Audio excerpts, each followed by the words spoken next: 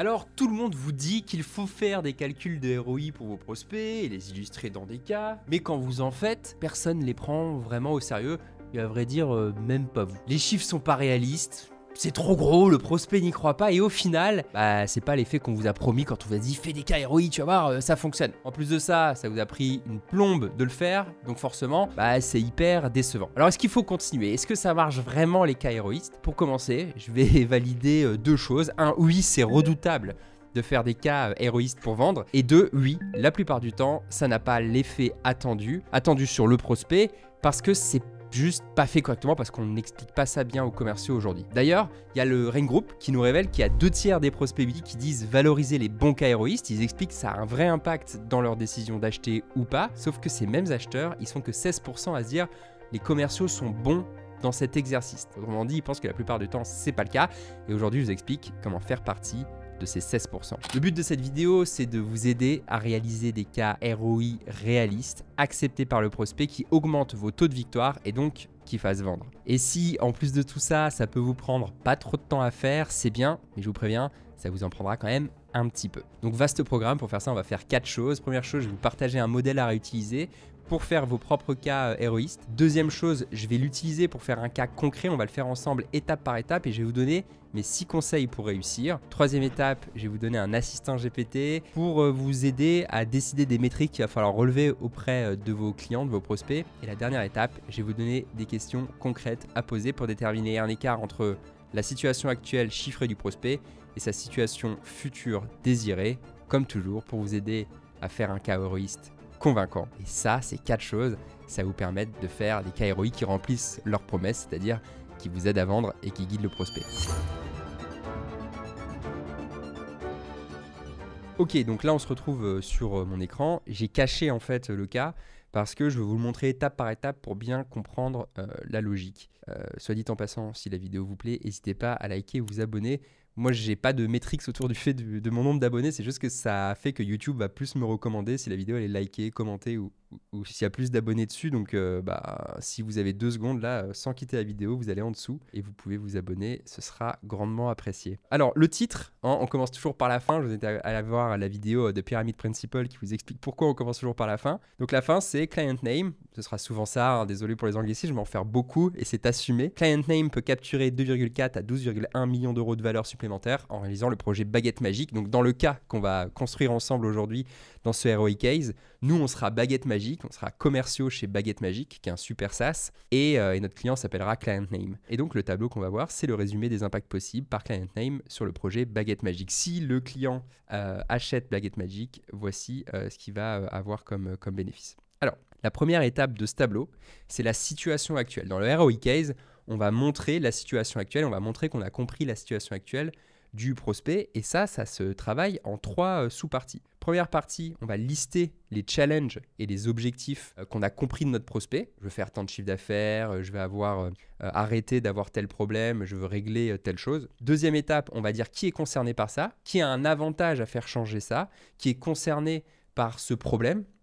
Et ça va permettre, comme on est sur de la vente complexe et des deals multi-interlocuteurs, que les personnes qui lisent ça, elles vont tout de suite aller là où ça les intéresse elles.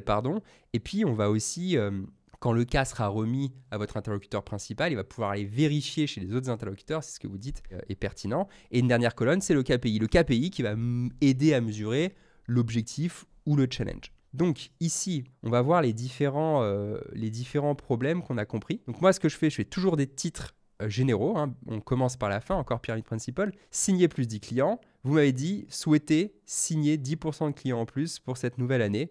Et en dessous, je mets la source. C'était un des échanges que j'avais avec lui le 14 mars. Alors, ça peut être avec lui. Si c'était avec Jean-Claude, comme je l'ai fait ici, je dis notre échange du 16 mars avec Laurent Kiel. Peu importe. En tout cas, vous allez mettre votre source systématiquement parce que, et on le verra tout à l'heure, il y a un principe très important qu'il va falloir respecter pour que vous soyez crédible, mais j'en dis pas plus. Donc là, il veut signer plus de clients. Il veut augmenter le taux de conversion, 19%. Donc, signer plus de clients, augmenter le taux de conversion, c'est 2 choses différentes, malgré ce qu'on peut penser parfois. Augmenter le panier moyen, 10 000 taux d'erreur. Et à chaque fois, vous voyez, et ça c'est très important, je mets des chiffres. Le client, il m'a dit, il est pas content de ces 19%.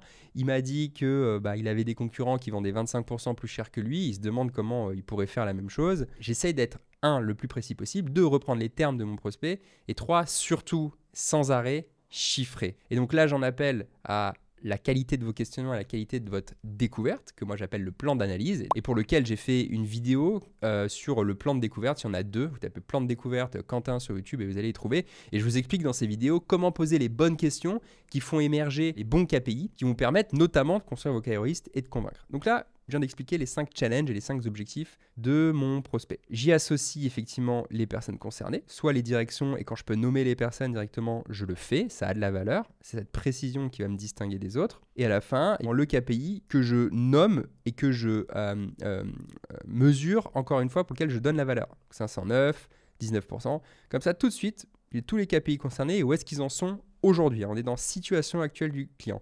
Donc là, hop, photographie de la situation actuelle du prospect à l'instant T sur les sujets les plus importants uniquement.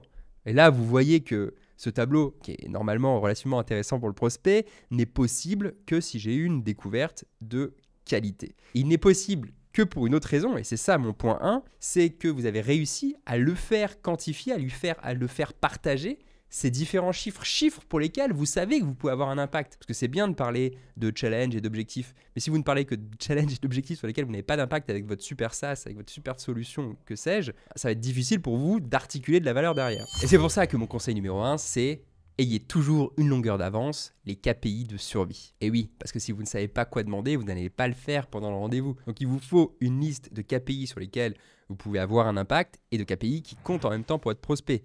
C'est Metrics. Et donc là, la première chose que vous allez me dire, c'est « Mais Quentin, quels sont les KPI que je peux utiliser? Moi, dans mon métier, c'est différent, c'est pas facile, comment je peux faire ?» Je me suis posé exactement cette question quand j'ai préparé la vidéo. J'ai dit « Mais comment on va aider les personnes à savoir quels KPI elles peuvent utiliser et quels sont les KPI de survie, les invariables qu'il faut demander à tous les rendez-vous pour que vous puissiez avoir votre checklist et que vous puissiez le faire. Sinon, il n'y a pas de heroic case possible. Si vous n'avez pas une situation initiale actuelle chiffrée, vous n'avez pas de heroic case qui est possible. » Donc là, on arrive sur l'assistant GPT. Le lien, il est dans la description. Il est entièrement gratuit comme tous mes assistants GPT. Vous pouvez appuyer sur n'importe laquelle des 2 cas, ça fera la même chose. Donc, disons, aide-moi à faire mon cas ROI pour vendre. Et là, vous allez simplement lui indiquer 2 choses. 1, ce que vous vendez, le nom de votre société et le site internet. Très important, parce qu'on va s'inspirer du site internet pour comprendre votre proposition de valeur et du coup, les KPI les plus intéressants à utiliser pour prouver que vous avez un ROI. Et 2, vous allez expliquer quel est l'interlocuteur, la personne avec laquelle vous avez le plus à échanger en tant que commerciaux. Donc si vous parlez et vous vendez beaucoup à des directeurs commerciaux, à des DRH, à des DSI, peu importe, vous le notez ici. Vous pouvez mettre plusieurs types d'interlocuteurs. Essayez d'être le plus précis possible.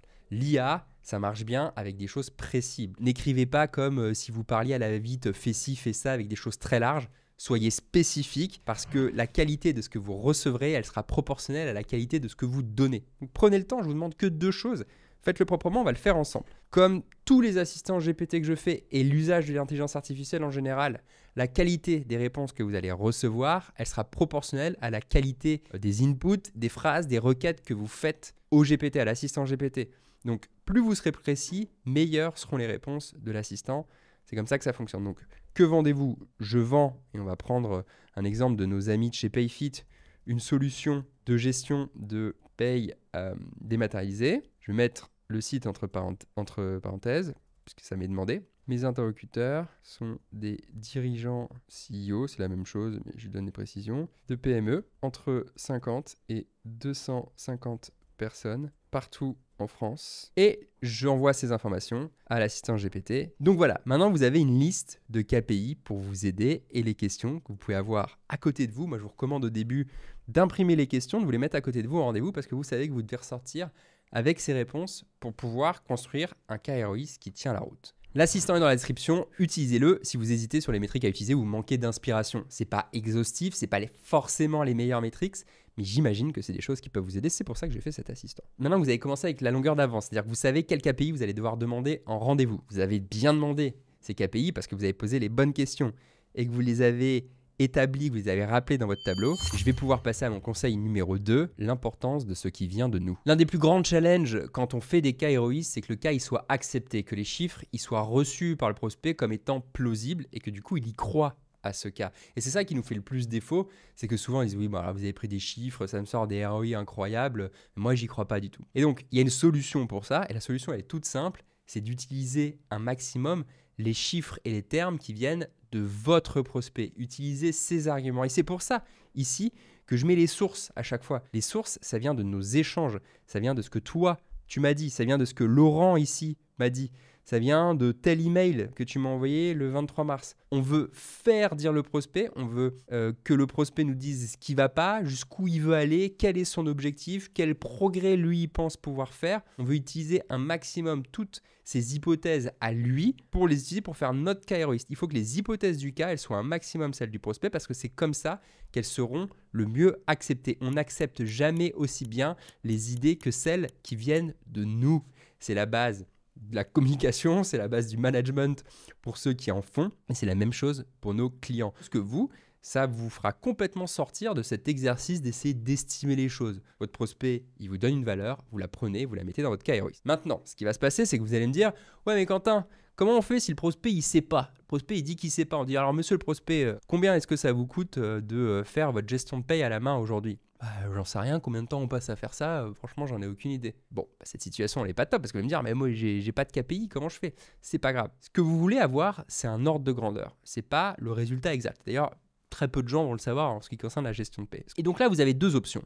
Première option, utiliser un benchmark. En moyenne, les PME de 50 à 250 personnes passent 2 heures à 4 heures par semaine sur leur gestion de paie, par exemple. Je dis n'importe quoi. Ça, c'est la première chose. Est-ce que ça vous semble plausible? Oui, non. Si vous dites oui, tant mieux, on prend le chiffre et on peut s'en servir. Si nous dit non, tant mieux aussi, parce qu'on va dire, ok, alors qu'est-ce qui vous semblerait plus plausible, monsieur le prospect? Et là, il va être obligé de se positionner, il va vous dire quelque chose. Cas numéro 2, si ce cas-là ne fonctionne pas ou si vous préférez agir différemment, vous allez dire, écoutez, monsieur le prospect, ce qui est important, c'est plus d'imaginer un ordre de grandeur. Est-ce que vous pensez que c'est plutôt entre 1 heure et 5 heures, ou plutôt entre 5 heures et 15 heures? Et donc là, vous allez laisser se positionner dans un ordre de grandeur. Ce qu'on veut faire, c'est quand il dit « je sais pas », c'est le pousser à se positionner dans un encadrement. Et une fois qu'il s'est positionné dans l'encadrement, ça devient ses mots, on reprend le chiffre et on peut faire son cas héroïste. Donc je répète, 3 cas de figure pour trouver les chiffres. Premier cas de figure, vous posez la question au prospect, il connaît ses valeurs, il vous les donne, vous les réutilisez. Deuxième cas de figure, vous utilisez un benchmark de comparable de son secteur et vous lui dites, voici ce qui se passe sur votre secteur, est-ce que vous êtes d'accord? Troisième cas de figure, vous lui proposez 2-3 encadrements dans lesquels il puisse se positionner et encore une fois, vous réutilisez ces chiffres pour construire l'étape 1, la situation actuelle de votre prospect. Et c'est ça qui va faire que les chiffres sont beaucoup plus facilement acceptés. Mais ça, c'est valable si vous avez préparé ce dont je vous ai parlé en partie 1, c'est-à-dire les KPI de survie, évidemment. Alors c'est une évidence, les chiffres sont très importants quand on construit des cas héroïstes, mais il n'y a pas que ça, et c'est le sujet de mon conseil numéro 3. Conseil numéro 3, ne vous arrêtez pas aux chiffres. Le ROI n'est pas que rationnel, il est aussi émotionnel. On parle beaucoup du chiffre dans le ROI, hein, c'est dans le titre en même temps, mais les émotions comptent aussi, il ne faut pas les oublier. Ils sont souvent difficiles à quantifier, c'est ROI émotionnel, mais pas à ressentir. Donc si vous voulez convaincre, vous devez les inclure à votre démonstration. Quelques exemples, hein. Le confort de travail au quotidien, ça a du poids, mais c'est difficile à quantifier. Travailler avec un outil de prise de notes en réunion, par exemple, c'est hyper game changer, mais quantifier le ROI d'avoir un outil de prise de notes, c'est beaucoup plus compliqué. Pourtant, en tant que commerciaux, là, vous ressentez facilement pourquoi c'est utile d'avoir un petit robot qui prend des notes à votre place pendant toutes vos réunions de vente. Vous pouvez mieux vous concentrer sur le prospect, vous pouvez préparer votre question d'après, vous pouvez essayer de vous souvenir de ce qu'il vous a dit pour rebondir. C'est quoi le ROI pour un commercial? De pouvoir être pleinement présent en rendez-vous, de pouvoir regarder, écouter son prospect plutôt qu'avoir la tête baissée et prendre ses notes comme ça sans arrêt. Est-ce que vous pouvez chiffrer ça? Non. Pourtant, vous pouvez le ressentir. Vous comprenez très facilement. Et donc ça, il faut pouvoir l'expliquer et ne pas oublier de le mettre dans vos cas héroïstes. D'ailleurs, soit dit en passant, si vous voulez un outil de prise de notes génial à utiliser en rendez-vous, je vous mets un lien dans la description de celui que moi j'utilise, que je trouve le meilleur. Soit dit en passant, si vous l'utilisez via le lien, ça vous coûte le même prix et moi j'aurai une rétrocession de la part de ce partenaire. Mais vous n'êtes pas obligé de dépenser de l'argent parce qu'il y a une version gratuite pour vous qui est possible d'avoir pour pouvoir l'essayer et commencer à l'utiliser. Et d'ailleurs, la version gratuite peut durer toute l'année, autant de temps que vous l'utilisez. Donc profitez-en. Ça change la vie. Ce phénomène-là, il nous rappelle qu'il y a certaines personnes plus rationnelles que d'autres, certaines personnes plus émotionnelles que d'autres. Et donc, pour ces personnes-là, ça fera mouche de jouer avec les émotions, de parler de ROI émotionnel, et pour d'autres, non. Donc, pour maximiser vos chances de vendre, il faut que vous fassiez les deux. Parce que de toutes les manières, même si vous avez identifié que votre interlocuteur, il était rationnel ou plutôt émotionnel, en fait, vous avez rarement affaire qu'à une seule personne quand vous faites de la vente complexe. Et pire, vous savez peut-être même pas qui est le décideur. Avec la multiplicité des interlocuteurs auxquels vous faites face en B2B, c'est-à-dire environ 7 par deal, donc 4 à 5 à qui vous parlerez jamais, c'est certain que dans un groupe de 7 décideurs, vous aurez systématiquement au moins chacun des deux profils de réflexion, donc émotionnel ou rationnel.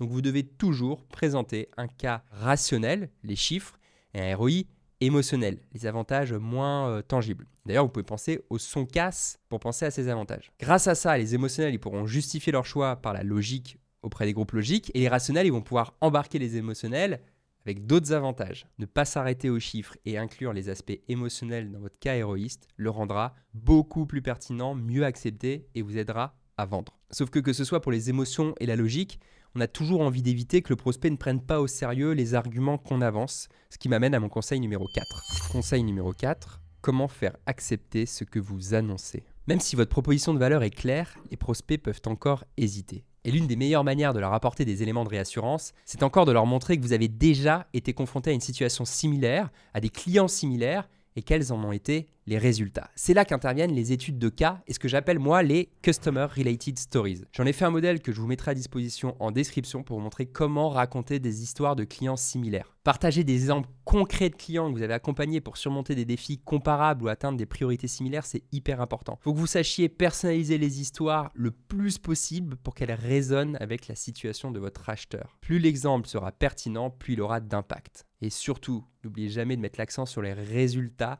que vous avez permis à ces clients d'obtenir. C'est beaucoup plus puissant pour quelqu'un d'entendre une histoire de quelqu'un qui leur ressemble comme argument, comme projection dans le futur, que vous essayez d'argumenter. Vous allez voir, vous allez avoir tel résultat, vous allez avoir 12% d'augmentation de votre chiffre d'affaires. L'histoire du client est d'expliquer « Ah, ça me fait penser à un client dans la gestion de paie qu'on a accompagné il y a 2 ans.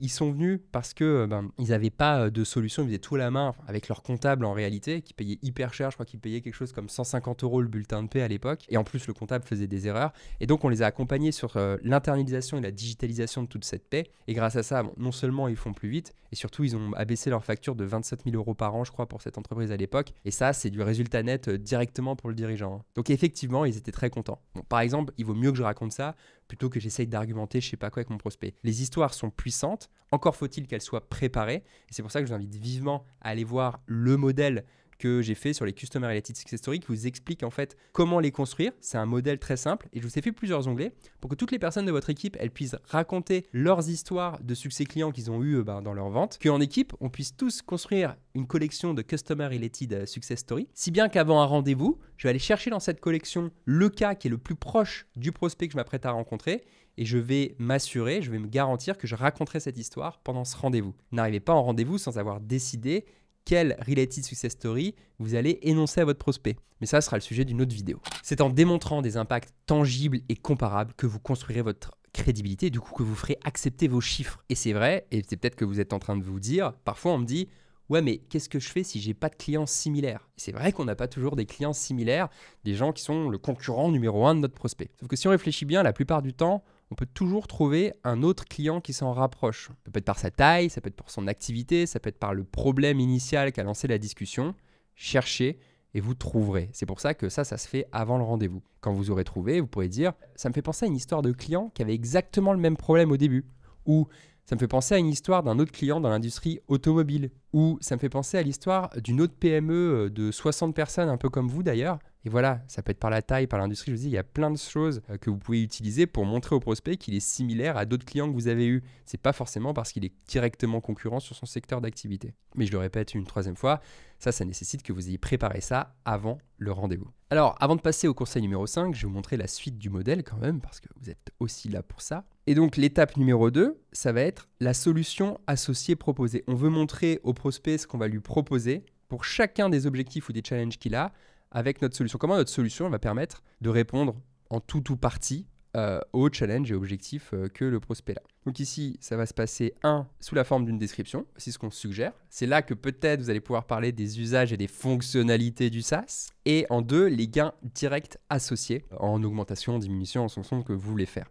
Donc là, par exemple, pour signer plus du client, moi, avec Baguette Magique, j'ai la fonctionnalité ABC qui permet de remplir le pipe avec le recrutement de 2 SDR et leur formation au call calling. C'est un super SaaS qui recrute et qui forme au call calling. Et donc, cette fonctionnalité va remplir le fait de vouloir signer plus de clients. Et le gain associé qu'on estime, c'est entre 2 et 15% en plus de ce qu'ils font déjà. Sachant que ce qu'ils font déjà, c'est 509 clients l'année dernière. Pour augmenter le taux de conversion, ma formation DEF, avec les listings des 12 phrases à dire en rendez-vous et la hotline des coach sales illimités, associera un gain de 5 à 20%, plus un impact sur le nombre de clients signés, puisqu'à nombre de leads égal, l'augmentation du taux de conversion a un impact sur le nombre de clients signés. Donc je me suis permis de rajouter ça dans mon ROI case. Et donc on va pouvoir faire ça pour chacun des objectifs ou des challenges que le prospect nous a partagés. Donc vous voyez déjà, je commence à mettre des gains. C'est des gains en valeur relative, j'aurais pu les mettre en valeur absolue. Et vous allez voir que je le fais en fait tout à l'heure. En objectif numéro 5, j'avais mis augmentation du chiffre d'affaires. Au final, j'explique que c'est la combinaison des solutions proposées ici qui vont augmenter le chiffre d'affaires. Je n'en parle pas, je mets not applicable parce qu'en fait, je vais le faire tout à l'heure. Et vous voyez déjà ici, pour les petits malins, que le résultat de mon tableau, ce sera la valeur totale capturable par le client. Finalement, son retour sur investissement. En dessous, je vais le comparer à l'investissement, donc le coût de la solution globale. Ce qui nous emmène en fait à la troisième étape qu'on va bientôt voir et qui constitue la situation future du client. Donc, on veut projeter le client dans ce qui va se passer si il implémente cette solution. Et ici, en fait, ce que je fais, ce sera une seule colonne. Je donne la valeur absolue que ça va lui apporter selon nos estimations. Mais comme je me base sur ces chiffres, je suis déjà un petit peu plus plausible dans mon approche. Donc, par exemple, pour signer plus de clients, j'explique que ça va lui apporter entre 107, vous voyez, je suis très concret, et 138 deals supplémentaires gagnés, et j'ai converti ça en euros, puisque le KPI, c'est le nombre de deals signés, gagnés, ce n'est pas les euros, mais je le convertis en euros. Et ici, j'applique le précepte d'ajouter l'émotionnel, et j'explique qu'il va y avoir une motivation forte de l'équipe commerciale, parce que quand j'ai la bonne fonctionnalité qui me forme au cold calling, je suis plus motivé. Je vais aussi avoir en émotionnel des signaux positifs pour les investisseurs. Et le fait que peut-être ça va me permettre d'aller chercher ma série B parce que je montre que j'arrive à signer plus de clients. Évidemment, il y a un ROI, ce serait la vitesse de levée ou le montant que je lève. Mais c'est indirect et c'est difficile à prouver. Donc je suis sur quelque chose d'émotionnel. Si tu arrives à signer plus de clients, l'un de tes ROI émotionnels, ce sera que tu vas envoyer un signal hyper positif à tes investisseurs. C'est une réalité. J'abuse pas en disant ça. Et ça, le client, je pense qu'il le comprend. Même s'il peut me dire, oui, non, alors est-ce que vraiment ça va m'aider, etc. Il l'a. Et il s'est projeté un peu là-dedans. Et justement, en parlant de ces prospects qui remettent en question vos chiffres, j'en arrive à mon conseil numéro 5. Conseil numéro 5, acceptez l'inévitable. Parce que oui, il y aura beaucoup de prospects qui vont démonter vos chiffres. Et ça, c'est pas agréable. Sauf quand vous êtes au courant de ce que je vais vous dire, qui est un concept que vous connaissez probablement déjà, qui dit, en anglais, encore une fois, « When they change it, they own it ». Les prospects qui cassent vos chiffres, qui les changent, qui vous expliquent qu'ils ne sont pas d'accord, en fait, ce processus, si vous l'accompagnez, ça va leur permettre de s'approprier les prochains chiffres, les prochaines hypothèses qui vont mettre par au-dessus. Par exemple, si vous disent « Non, mais attendez, ça ne va pas nous faire gagner 107 à 138 deals », ah ok, monsieur le prospect, mais alors vous diriez plutôt combien? Qu'est-ce qui vous semble plus plausible? Ah mais non, mais c'est pas du tout ça. À mon avis, on peut faire peut-être 40 ou 50 deals à tout casser et vous allez accompagner cette réflexion. Plutôt que freiner des cas de fer, essayer d'argumenter, attendez, nous c'est très sérieux, on a eu 200 clients qui nous ont permis d'avoir maintenant des benchmarks hyper fiables et de dire avec certitude que ce sera entre 107 et 138 deals. Vous allez accompagner son désaccord parce qu'en changeant et en n'étant pas d'accord, il va mettre son avis et en fait, vous allez rentrer dans une collaboration. Et c'est ça la co-création de valeur.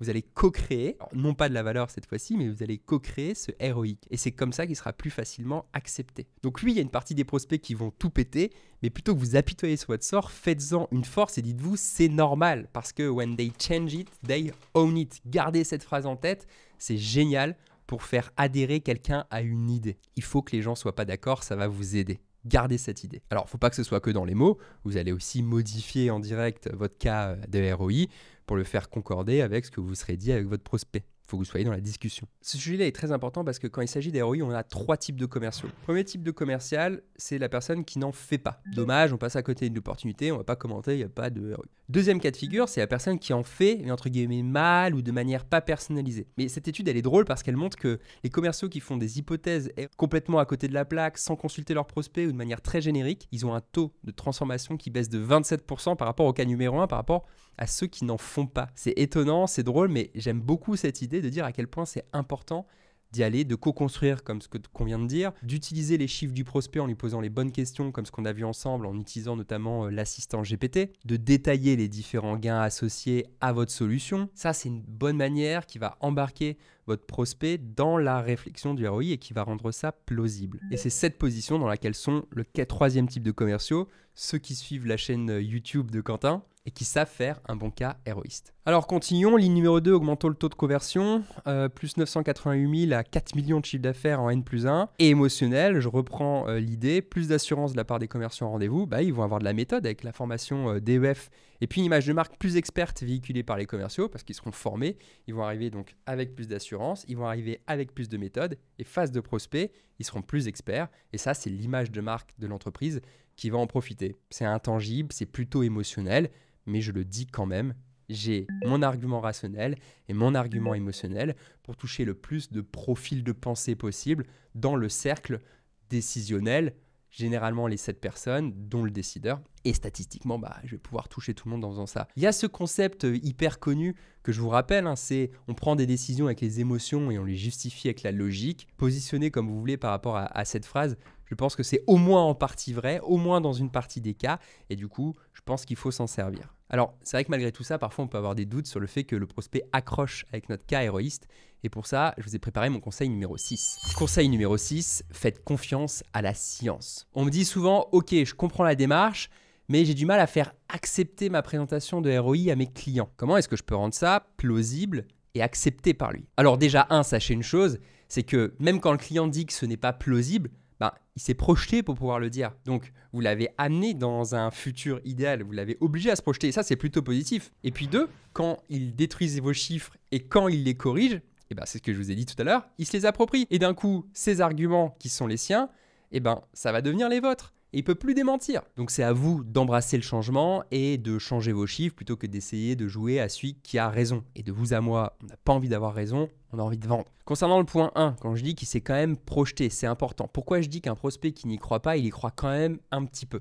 Pour le comprendre, il faut s'imaginer que ça fonctionne un peu comme les flatteries. La flatterie, il y a plein d'études qui ont été montrées, et je vous mettrai un lien dans la description d'une que j'aime bien, qui explique que quand une personne est flattée et qu'elle sait qu'elle est flattée, les taux de transformation augmentent quand même. C'est-à-dire que ça a quand même un impact sur eux. Alors, je vous invite pas du tout à faire la même chose. C'est juste pour vous faire comprendre que quelqu'un peut vous dire qu'il n'est pas d'accord ou qu'il n'est pas dupe, mais que ça ait quand même un effet sur lui. Et donc, pour ça, il faut faire confiance à la science parce qu'il y a plein d'études qui ont été menées. Quand vous présentez vos cas héroïstes, même quand les gens parfois vous disent « mais c'est pas plausible ou ce sera différent pour moi », ils se projettent, il y a une partie d'eux qui y croit quand même un peu, donc ça vous fait avancer. Maintenant, selon la qualité de l'adaptation, le cheminement que vous allez avoir avec le prospect, la manière dont vous avez amené les choses, il va y croire plus ou moins, vous avez une influence là-dessus. Donc là, l'étude dont je parle, qui n'a pas un rapport avec le taux de transformation, mais plutôt sur l'impact de la flatterie, elle est de Chan et de Sengupta. Elle explique comment la flatterie, donc même quand on sait qu'elle n'est pas sincère, elle peut avoir un effet sur nous. Donc là, ce qu'ils expliquent, c'est que par exemple, si quelqu'un vous fait un compliment juste pour obtenir quelque chose, vous pouvez dire que c'est faux, c'est votre avis conscient, vous savez bien que le compliment est faux,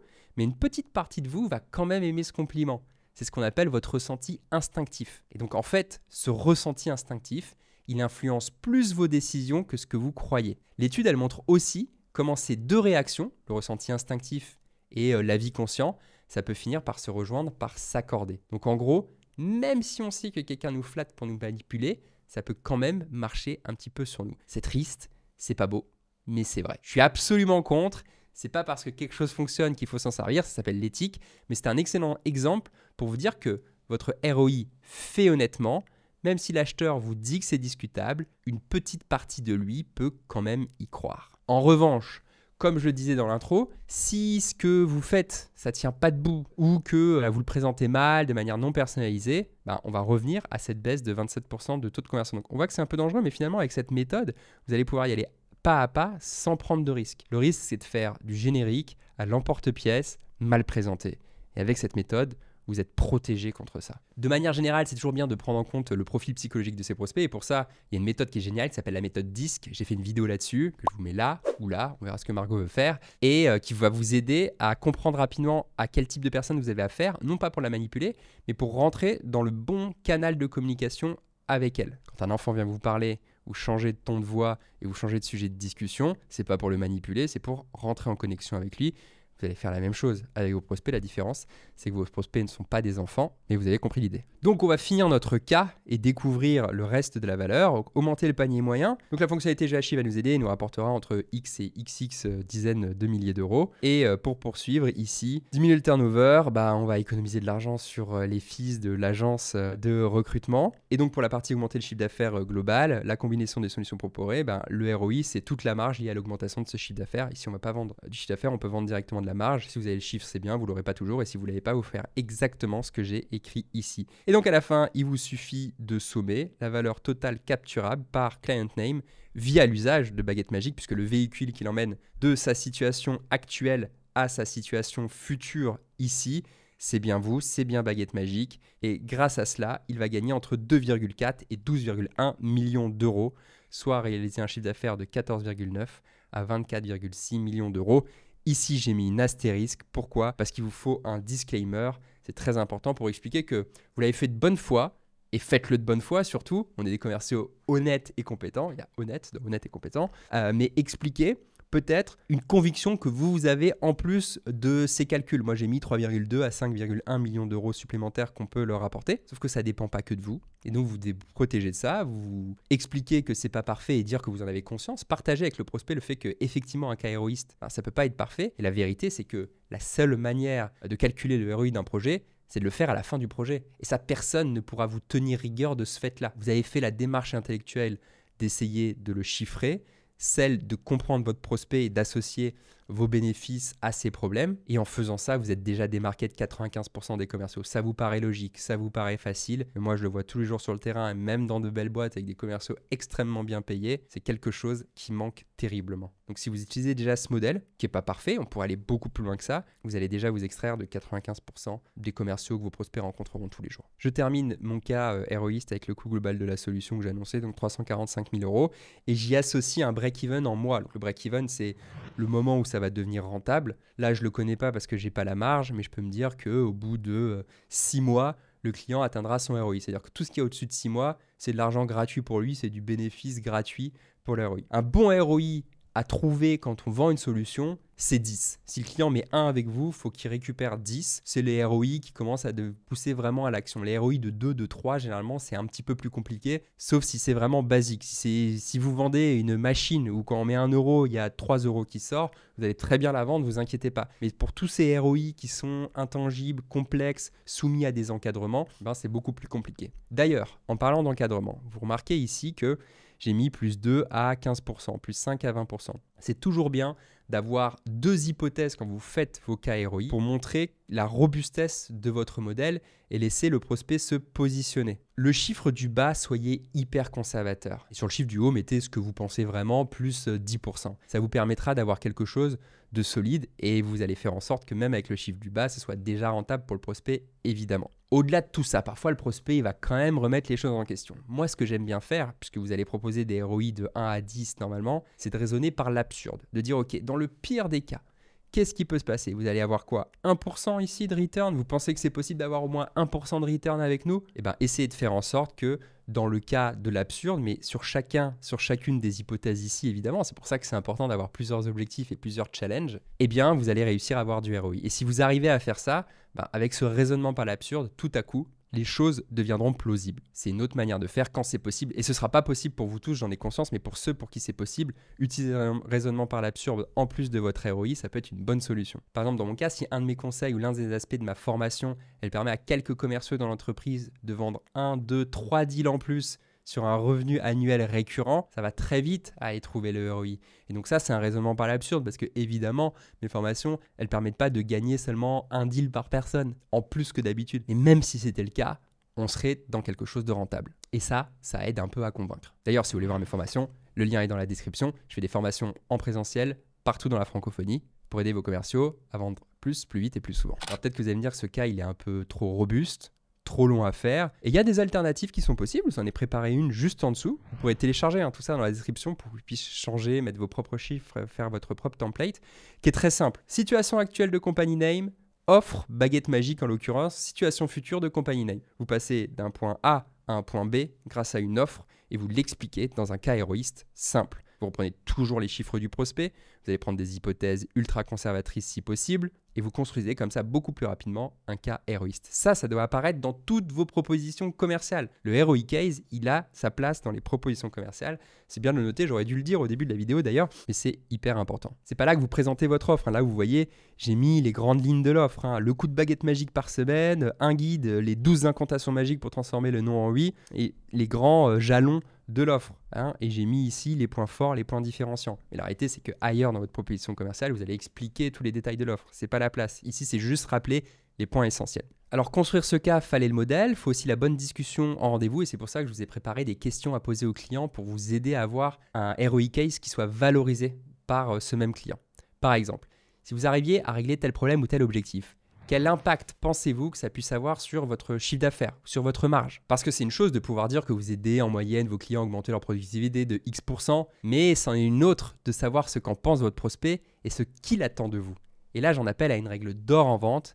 Les meilleurs arguments que vous puissiez avoir justement pour vendre, c'est ceux de vos prospects. Deuxième question, à part l'argent, monsieur le prospect, qu'est-ce que vous attendez d'autre de ce type de projet? Cette question, elle est intéressante parce qu'il n'y a pas que le retour financier qui va augmenter la valeur perçue de votre offre.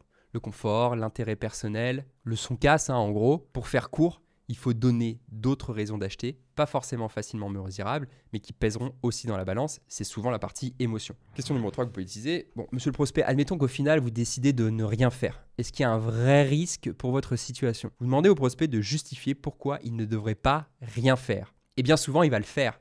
Vous vous rappelez que vous venez de passer 30 minutes à lui faire parler de ses problèmes, de leurs conséquences. Et donc, en principe, à ce moment-là, il se rappelle bien de toutes les raisons pour lesquelles il faut passer à l'action. Et donc, il va vous donner toutes ces raisons. Sauf que le fait de lui faire formaliser ce coup d'inaction, puisqu'en fait c'est ça, ça va rendre ça plus réel pour lui, et 2, vous donner directement les arguments que vous allez pouvoir inscrire dans votre ROI case. Quatrième question. Comment est-ce que votre board va évaluer le succès de ce type d'initiative? Ici, l'intérêt, c'est de comprendre quelles sont les métriques que eux valorisent dans l'évaluation du ROI de votre solution. Comme ça, vous êtes sûr de taper juste quand vous allez mettre les différentes métriques que vous pouvez impacter. Et là, vous devez répondre au minimum au regard de ces métriques. Vous pouvez en ajouter d'autres, mais vous devez les faire. D'ailleurs, ça vous donnera aussi une très bonne idée de pourquoi ils cherchent une solution. De manière générale, sur ces questions, il faut penser à tous les rendez-vous. Vous devez poser tout ce qui permet de créer un écart chiffré entre la situation actuelle et la situation future désirée. Chaque solution est unique, vous allez trouver les vôtres, l'outil GPT va vous aider parce que c'est hyper difficile de dire à votre client, vous allez gagner 1,5 million d'euros si vous ne savez pas combien il gagne aujourd'hui, comment il fonctionne et que vous ne déduisez pas du coup l'impact de votre méthodologie. Vous ne pourriez pas faire ça. Si vous revenez de rendez-vous sans savoir combien il gagne aujourd'hui, vos 10% de progression en moyenne, ça ne se traduira jamais en chiffre concret pour lui. Donc ça va vous faire passer à côté d'une partie de sa capacité de projection. Parce que ce qu'on veut dans l'idéal, c'est provoquer une image concrète, mentale du futur souhaitable du prospect. Moi, mon rêve, ce que j'aimerais pouvoir faire, c'est comme dans les pubs pour le fitness qui passent parfois sur les mauvais sites internet, où d'un côté, il y a un mec avec un gros ventre pas très beau, et de l'autre côté, un gars avec des abdos. Et ça fait avant-après. Ça, c'est une image claire des bénéfices, c'est une image concrète. Ça nous donne envie de passer à l'action si jamais c'est quelque chose qu'on recherche. Le ROI case, il sert à faire ça, à créer une image claire, vivide, entre une situation actuelle qui pose des problèmes et un futur désiré qui les a résolus. Il vous faut des infos pour ça. Il vous faut que le prospect vous dise combien de kilos il a en trop et il faut qu'il vous dise combien de kilos il veut faire et quelle apparence il veut avoir. Donc pour ça, vous faites votre liste de KPI et vous utilisez le GPT. Et puis ensuite, vous utilisez le cas ROI que je vous ai fourni. Bonne nouvelle, tout ce que je vous ai montré aujourd'hui, c'est librement téléchargeable dans les commentaires. Pour aller plus loin, vous pouvez suivre ma newsletter. Je vous mets aussi le lien dans la commentaire. Je vous envoie des tips de vente très courts, très droit de but, régulièrement, à peu près une fois par mois. Bon, j'espère qu'avec ce que vous avez appris aujourd'hui, vous pourrez augmenter vos ventes ne serait-ce que de 1%, votre taux de transformation ne serait-ce que de 1%. Parce qu'avec toutes les vidéos qu'il y a sur cette chaîne maintenant et allez voir les playlists de formation de vente, ça peut faire une énorme différence à chaque fois que vous augmentez de 0,5, 1% votre taux de transformation. Alors, c'est pas cumulable, c'est plus compliqué que ça, mais dans l'idée, vous y êtes et ça va changer votre chiffre d'affaires et puis vos vies professionnelles. Je vous souhaite de bonnes ventes à tous et je vous dis à la semaine prochaine.